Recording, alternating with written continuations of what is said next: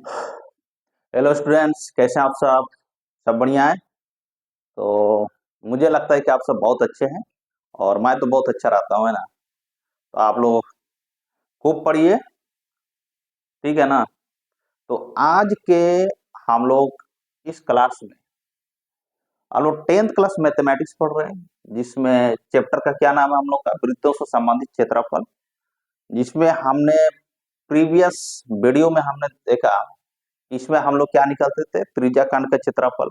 कैसे लागू त्रिज्याखंड का क्षेत्रफल निकालते हैं, कैसे दीर्घ त्रिज्याखंड का क्षेत्रफल निकालते हैं ना। लघु वृत्तखंड हो गया, दीर्घ वृत्तखंड निकालने का फार्मूला। तो आज के इस वीडियो में हम लोग देखें कि कैसे मतलब वृत्त का क्षेत्रफल, वृत्त का क्षेत्रफल तो याद रखना है। जैसे अर्धवृत्त का क्षेत्रफल हो गया, अर्धवृत्त का परिधि हो गया, वृत्त के चतुर्थांश का क्षेत्रफल निकालना है, वृत्त के चतुर्थांश की परिधि परिधि कैसे निकालें, या तो परिमाप भी कैसे निकालें, तो वो सब सीखेंगे ना। तो आप सब लोग भी जानते हैं कि इस चैप्टर से संबंधित क्वेश्चन को बनाने के लिए क्षेत्रफल का आना बहुत जरूरी है। चाहे जिससे हो गया वार का क्षेत्रफल आपको पता होना चाहिए, आयत का क्षेत्रफल भी, समबाहु त्रिभुज का क्षेत्रफल हो गया, फिर समकोण त्रिभुज का क्षेत्रफल, समकोण त्रिभुज का क्षेत्रफल पता होना चाहिए ना। और हम लोग जानते हैं कि पाई का वैल्यू तो कितना होता है, 22/7 ना, 22/7। और कितना हो जाएगा, जैसे √3 का वैल्यू हो गया 1.73, है ना। और भी रहेगा कितना, पाई/2 का वैल्यू रहेगा 3.14 भी बैठा सकते हैं। और जब 3.14 तभी बैठाएंगे जब तक क्वेश्चन में जब क्वेश्चन में बोलेगा तभी बैठाते हैं। अगर क्वेश्चन में ना बोले तो नहीं बैठाने का, है ना। ठीक है, तो चले स्टार्ट करें। तो सबसे पहले हम लोग फार्मूला सब करेंगे। जैसे वृत्त का क्षेत्रफल हो गया, फिर जो कि अर्धवृत्त का क्षेत्रफल कैसे निकाले, अगर याद ना हो तो वृत्त का क्षेत्रफल याद रहना चाहिए, यानी कि त्रिज्याखंड का क्षेत्रफल, है ना। तो ठीक है, तो स्टार्ट कर रहे हैं। ठीक, तो आज के इस वीडियो में तो पढ़ेंगे हम लोग पहला, देखो, अर्धवृत्त का क्षेत्रफल, अर्धवृत्त का अर्धवृत्त का क्षेत्रफल। अर्धवृत्त का छोड़ो, सबसे पहले हम लिख रहे हैं वृत्त के चतुर्थांश, चतुर्थांश, वृत्त के चतुर्थांश का क्षेत्रफल, क्षेत्रफल चतुर्थांश। तो आप लोग समझ रहे हैं कि चतुर्थांश का मतलब क्या होता है। चतुर्थ अंश मतलब हिस्सा, मतलब 4 में से एक हिस्सा, मतलब 1/4। तो डायरेक्ट भी लिख सकते हो, चतुर्थांश लिखा हुआ है, चतुर्थांश। चतुर्थांश का मतलब 1/4 होता है, 1/4, है ना। तो 1/4 पाई आर स्क्वायर, यही होगा, 1/4 पाई आर स्क्वायर होता है ना। अगर आपको नहीं पता चल रहा है तो आकृति ड्रॉ कर लीजिए। सबसे पहले इसका आकृति ड्रॉ करिएगा, है ना। ये तो वृत्त हो गया। अब जो कि वृत्त को आप क्या करना है, इसको 4 बराबर हिस्सा में बांटना है। चतुर्थांश मतलब 4 बराबर हिस्सा में, है ना। इसको 4 बराबर हिस्सा में बांटिए, इसको एकदम 4 बराबर हिस्सा में, है ना, इस तरह से 4 बराबर हो गया। अब जो कि एक ही हिस्सा को लेना है, इसमें से केवल एक पोर्शन को लेना है, बाद बाकी नहीं लेना है, चतुर्थांश, है ना। ये रहेगा आपका चतुर्थांश, है ना। तो इसको हमने ओ माना, ये त्रिज्या है, इधर भी त्रिज्या है ना। मान चलो इसको ए मान लिया, इधर बी मान लिया, है ना। यही है ना। अब देखिए, अब जो कि इसमें देखना है कि ये आकृति क्या बन रहा है, चतुर्थांश से बोलेंगे इसको, है ना। चतुर्थांश, इसको चतुर्थांश से बोलते हैं। इस भाग को, एक हिस्सा को हम वृत्त के चतुर्थांश बोलेंगे। अब जो कि 2 हिस्सा को लेंगे तो वृत्त अर्धवृत्त बन जाएगा, है ना। तो अब जो कि एंगल कितना कितना डिग्री का, ये वाला कोण टू 90 का बन रहा है, एकदम 90 डिग्री बनेगा ये। तो थीटा का वैल्यू हो गया 90 डिग्री। थीटा का वैल्यू कितना 90 ना, तो थीटा का वैल्यू 90 डिग्री हो गया। इधर रेडियस है, तो हमने कल बताया त्रिज्याखंड किसको बोलते हैं, जिसमें दो तरफ क्या हो त्रिज्या, जिसमें दो तरफ त्रिज्या और एक तरफ क्या से गिरा हुआ होना चाहिए, चापना आर्क से, तो उसको हम लोग क्या बोलेंगे त्रिज्याखंड। तो ये हो गया त्रिज्याखंड है। तो यहां से यहां तक जो लेंगे ना ये त्रिज्याखंड बन रहा है, एकदम त्रिज्याखंड है। ये दो तरफ एकदम अंदर में क्या रेडियस दो टू दिख रहा है, इधर एक टू इधर एक टू, और इधर हो गया आर्क यानी कि चाप। तो हम क्या करें, तो त्रिज्याखंड का क्षेत्रफल से भी निकाल सकते हैं। देखो त्रिज्याखंड का क्षेत्रफल क्या था, हम लोगों ने त्रिज्याखंड सीखा था, का क्षेत्र ने सीखा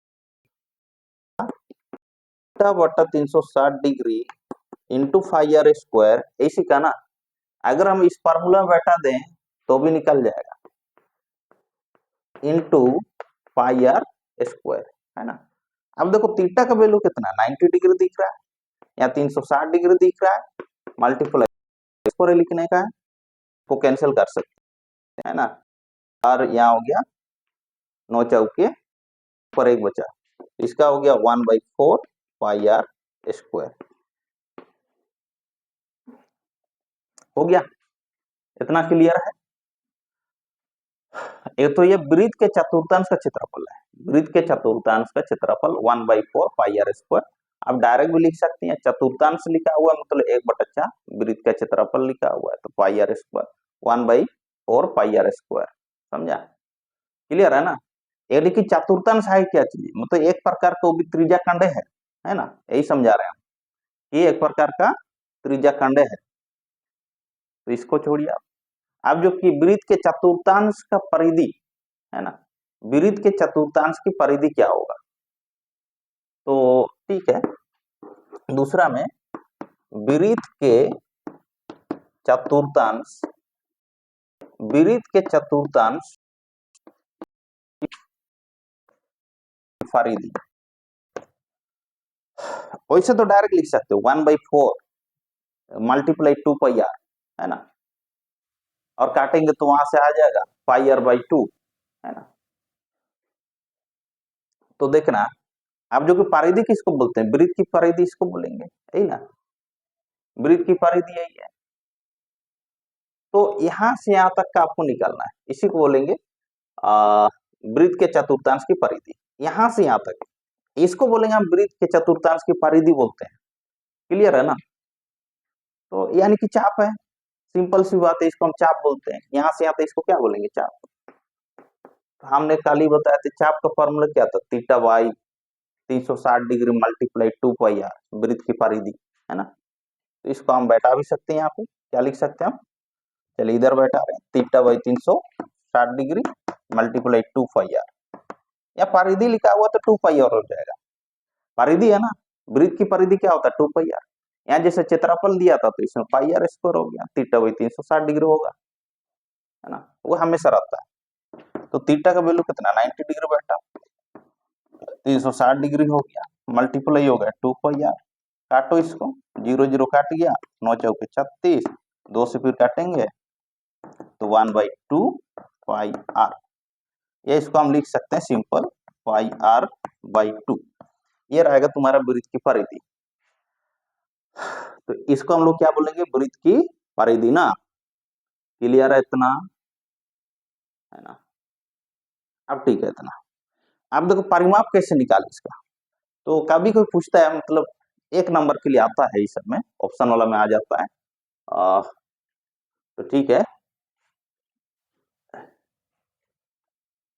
अब देखना इसका परिधि ना, परिधि नहीं परिमाप, वृत्त के चतुर्थांश, चतुर्थांश मीटर कैसे निकाले इसका।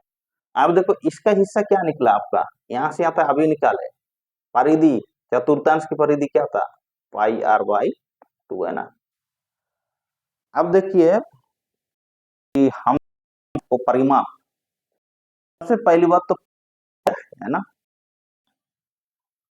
इसी आकृति के चारों ओर की भुजा को हम क्या बोलेंगे, परिमाप। चारों ओर की होना चाहिए, चारों ओर की भुजाओं की लंबाई को हम परिमाप बोलते हैं। क्लियर है ना। तो अब देखना, तो परिमाप हम बोलेंगे चारों तरफ की लंबाइयों का योग रहेगा। चारों तरफ देखो, चतुर्थांश यहां से यहां तक है, तो सबको लेना है परिमाप में। इसको भी लेना है, इधर भी लेना है, इधर भी लेना है। यानी कि सिंपल बताएं तो इसमें क्या आ जाएगा, इसमें 5r/2 प्लस, हाँ फिर देखो यहाँ इधर रेडियस है, रेडियस को प्लस में ले लो, फिर इधर भी एक रेडियस है, इसको प्लस में ले लो। अब इसको सरल करो, 5r/2 प्लस r हो गया 2r, है ना।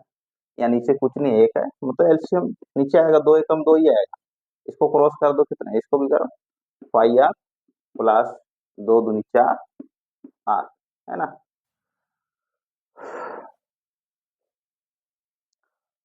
तो ऐसा नहीं करने से भी यहाँ तक के लिख दो, कोई दिक्कत है नहीं, है ना। यहीं तक लिख दो, रहने दो इसको।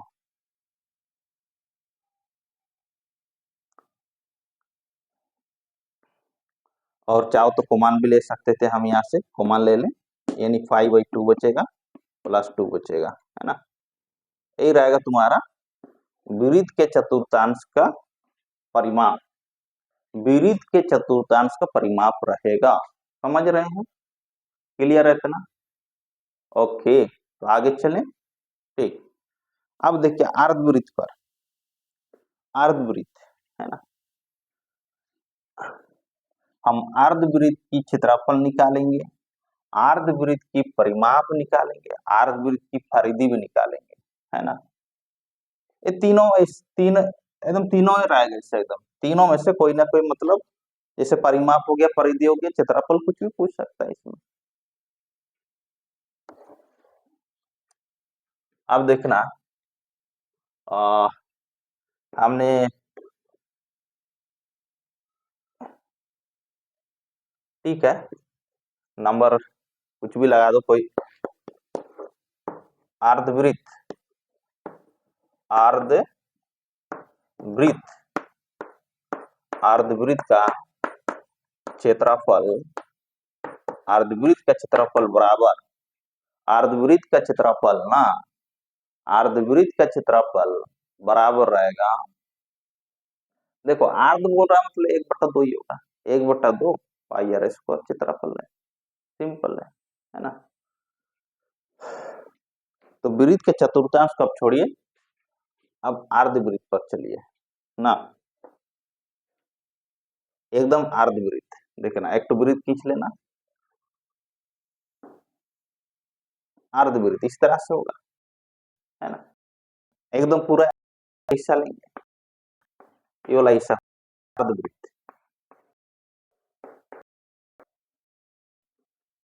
एकदम अच्छे से ड्रॉ करना, लग तो नहीं रहा है कि वृत्त है ना, ऐसे लग रहा है इलिप्स, दीर्घ वृत्त बोलते हैं ना, इलिप्स। तो इसको रख सकते हैं, ये भी यहाँ पर वो रख सकते हैं, इधर त्रिज्या, ये भी त्रिज्या। और हम लोग जानते हैं कि एक वृत्त की त्रिज्याएं बराबर होती है, एक वृत्त की जितना भी त्रिज्या हो वो बराबर होती है। अगर आपको पूछा जाए कि एक वृत्त में कितनी त्रिज्याएं होती है, तो एक वृत्त में कितना त्रिज्याएं होती है ना, अनगिनत, बहुत सारा ना, जिसको हम गिन ही नहीं सकते हैं। तो एक वृत्त में बहुत सारा त्रिज्याएं होते हैं, जिसको हम अनगिनत त्रिज्या बोलते हैं, है ना, अनगिनत, इसको हम काउंटे नहीं कर सकते, ठीक है ना। तो अब देखो इसका क्षेत्रफल निकालना है। अब यहाँ सोचोगे ना, है ना, चाप बोलो या परिधि, है ना, परिधि भी बोल सकते हैं। तो अब जो कि अभी क्या नजर आ रहा, त्रिज्या खंड है, देखना, इधर भी त्रिज्या है, इधर भी एक त्रिज्या है, इधर त्रिज्या, इधर त्रिज्या, ऊपर तरफ चाप, तो ये हो गया त्रिज्या खंड। त्रिज्या खंड है तो इसका एंगल कितना डिग्री, 180 डिग्री, यानी कि थीटा का वैल्यू हो गया 180 डिग्री। और सिंपल इसका क्षेत्रफल 1/2, अर्धवृत्त का क्षेत्रफल 1/2 पाई आर स्क्वायर होगा। डायरेक्ट यहां से लिख सकते हो, अर्ध बोल रहा है तो 1/2, चतुर्थांश बोलेगा तो 1/4 लिखना है। तो हम लोग का अगर त्रिज्याखंड के क्षेत्रफल से भी जाएंगे ना, ऐसे आ जाएगा theta by 360 degree pi r square लिखने का, और थीटा हो गया 180 डिग्री लिखना है, या 360 होगा, और 18 2 पाई आर। तो ऐसे में निकाला जा सकता है इसको, है ना। त्रिज्याखंड से मतलब निकाल सकते हैं, वन बाई समस्या वाली बात है ही नहीं, है ना। क्लियर है ना। चलिए क्लियर है। अब अगला इसी में रहेगा अर्ध अर्धवृत्त की परिधि। हम परिधि निकाल तो हो जाएगा, होगा ना। अब सिर्फ और सिर्फ पाई आर। चलिए इसको भी निकाल लेते हैं। तो थीटा बाई 360 डिग्री गुना क्या लिखा है, परिधि, वृत्त की परिधि क्या होता है, 2 पाई आर। परिधि लिखा है तो कर लो, थीटा का वैल्यू कितना 180 डिग्री वट्टा हो गया 360 डिग्री गुना 2 पाई आर।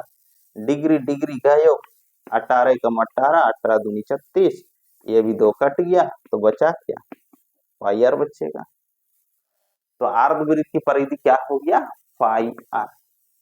अब तीसरा, अर्धवृत्त की परिमाप। अर्धवृत्त की परिमाप तो हम लोग फाइंड आउट कर रहे हैं, क्या फाइंड आउट, परिमाप, पेरीमीटर निकालना है, ठीक है। अर्धवृत्त की परिमाप, है ना। तो अब हमने पहले बताया परिमाप में क्या करना है, चारों तरफ की भुजा की लंबाई का योग निकालना है, जितना भी उसका साइड है उसका लेंथ को जोड़ देना है ना।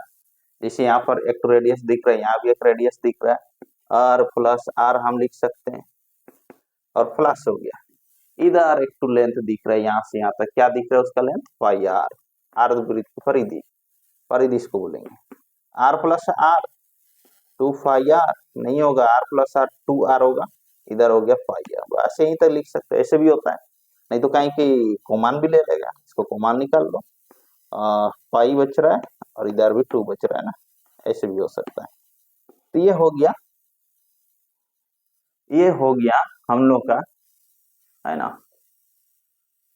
हाँ, अर्धवृत्त का परिमाप हो गया, यह अर्धवृत्त की परिमाप है ना, एकदम क्लियर है ना। चलिए इतना ठीक है। अब इतना जरूर ना, कभी हो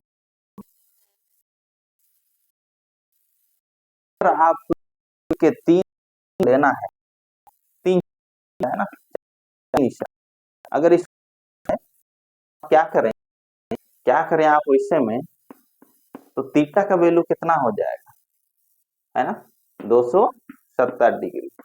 देखो इधर 90, इधर 90, इधर 90, 9 या 27, 270 डिग्री थीटा का वैल्यू। आप अगर बोलेगा आपको बताओ इसका क्षेत्रफल, इस भाग का क्षेत्रफल निकालो, इस भाग का, है ना। तो क्या करो, थीटा बटा 360 डिग्री, क्षेत्रफल बोल रहा पाई आर स्क्वायर बैठा दो, थीटा का वैल्यू इतना बैठा हो। परिधि बोलेगा तो थीटा बाई 360 डिग्री, परिधि है 2 पाई आर, और परिमाप बोलेगा तो क्या करना कि ये वाला रेडियस को लेना है, इधर भी रेडियस को लेना, और यहाँ से यहाँ तक का परिधि लेना है ना। समझ रहे हैं। तो यहाँ से यहाँ तक हो गया आपका पाई आर, तो यहाँ से यहाँ होगा पाई आर बाई 2 होगा, पाई आर बाई 2 होगा। अब जब पूरा अगर हम कैलकुलेशन करेंगे इसको और इसको प्लस करोगे तो आपका 3 पाई ऐसे कुछ आएगा, यहाँ से यहाँ तक 3 पाई/2, 3 पाई/2 आ जाएगा, है ना। तो ठीक है। तो अभी अभी हम लोगों ने पढ़ा कि कैसे मतलब अर्धवृत्त का क्षेत्रफल निकालते हैं, कैसे अर्धवृत्त की परिधि निकालें और कैसे अर्धवृत्त की परिमाप निकालते हैं। और चतुर्थांश का भी ऐसी था, है ना। तो ठीक है,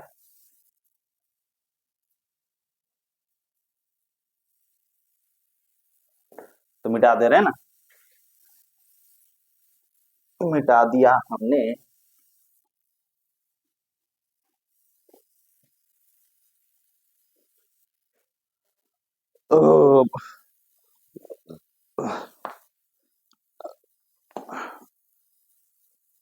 तो हम लोग नेक्स्ट क्या फॉर्मूला बताएं। ठीक है, वर्ग का क्षेत्रफल आप लोग जानते हैं, है ना। आ, फिर भी लिखा दे रहे, वर्ग का क्षेत्रफल, वर्ग का क्षेत्रफल, है ना। वर्ग का क्षेत्रफल क्या होता है, भुजा गुना भुजा, है ना। भुजा गुना भुजा, यानी कि इसको ए मल्टीप्लाई ए भी लिखता है और ए स्क्वायर लिख देते हैं, है ना। ए गुना ए क्या होता है, ए स्क्वायर भुजा, है ना। अब तीसरा, समकोण त्रिभुज का क्षेत्रफल, समकोण त्रिभुज का क्षेत्रफल बराबर होता है 1/2 इंटू आधार, करंट चला गया, आधार गुना इसको ऊंचाई बोलेंगे, आधार गुना क्या बोलना है, ऊंचाई ना। करंट चला गया,